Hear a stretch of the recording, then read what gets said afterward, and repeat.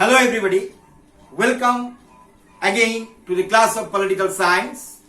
Today I am going to teach globalization as a fresh topic in your class. In this regard, I will discuss a plan of merger regarding the different dimensions of globalization. The first dimension is, it is a plan of merger.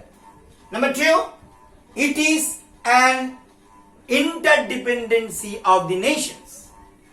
Number three, the growth of immense culture across the territorial boundaries. Number four, the drain of community wealth, brain, intellectuality, so on and so forth. And number five, cultural revolution means the growth of a heterogeneous culture. Let me define one by one. What is globalization? The term itself defines that it is globe means the world oriented. It is not a regional concept. It is not a local concept. It is a global concept. So what does it mean? I would like to mention the ex-US President Bill Clinton's name in this regard, because in the late 90s, this ex-American president did evolve this concept of globalization first as political theory in the domain of political science. What is that? Bill Clinton did say there will be one global community, just like a world community of people, world community of culture, world community of trade, business and commerce.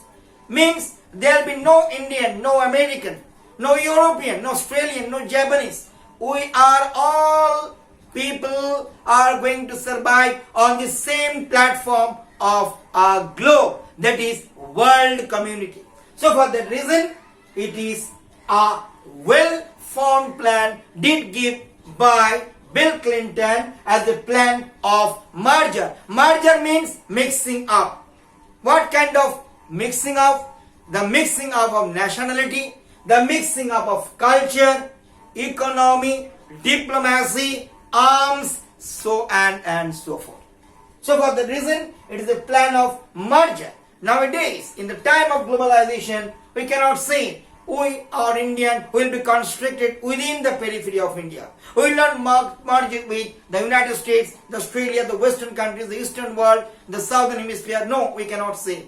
We will say we are liking to accept the principles of all the cultures and economy and diplomatic ties and diplomatic politics and administrative policies too, from our daily life to the life of administrative level.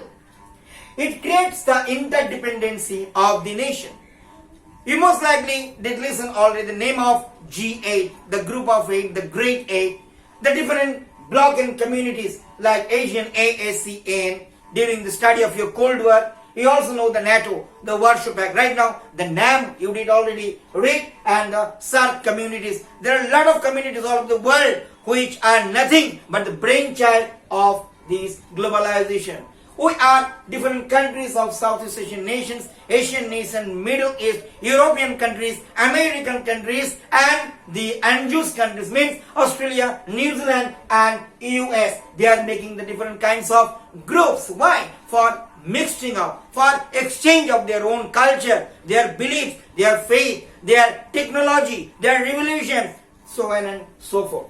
So for the reason, this globalization creates an immense concept of interdependency of the nations.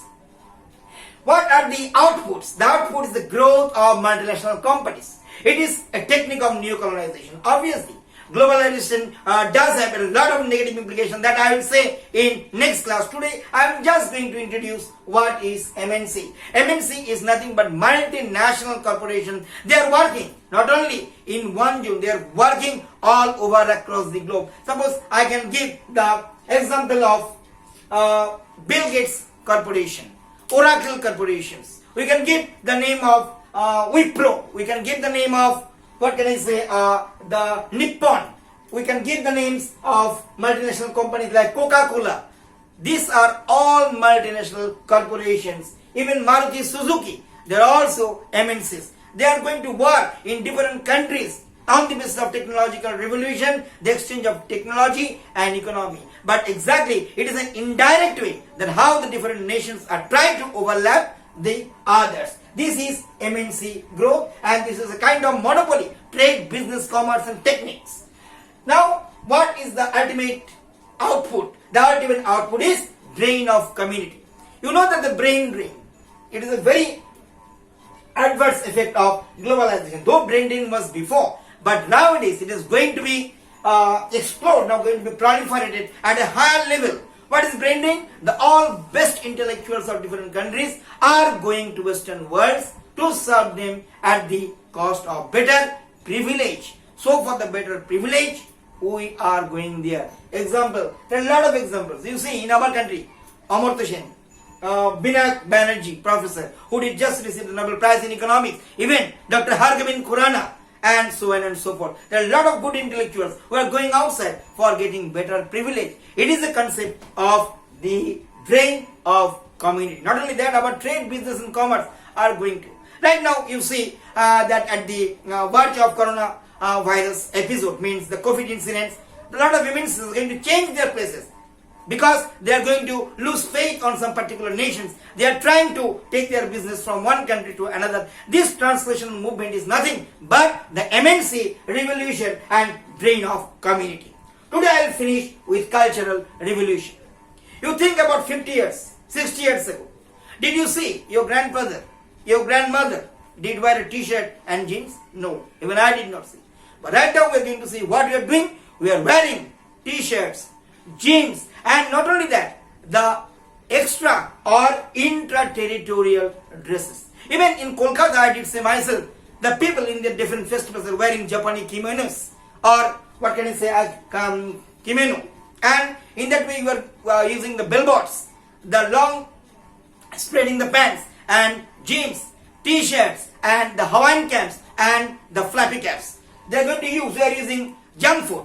We are taking pakoras. We are going to the companies like KFC. There's all nothing but the effect of globalization. We are right now. We are in the internet revolution. We are going to use different internet connections. We are to do the www.the World Wide Webs. We are going to use different .coms. What are all these? These are communication revolution. But this is not done by Indian government. This is done by the all kinds of government to proliferate the revolution of technology. It is nothing but kind of hegemony. What kind of hegemony? Soft hegemony. It is economical hegemony. I would like to say as neo-colonization in terms of neo-economic technical aggressions. So till that, you read your textbook, the NCERTs, and if you do have any conceptual problem, you please ask me next class. I will be happy to give your answers. Till that, goodbye, have a good day, and we will meet again in the next class.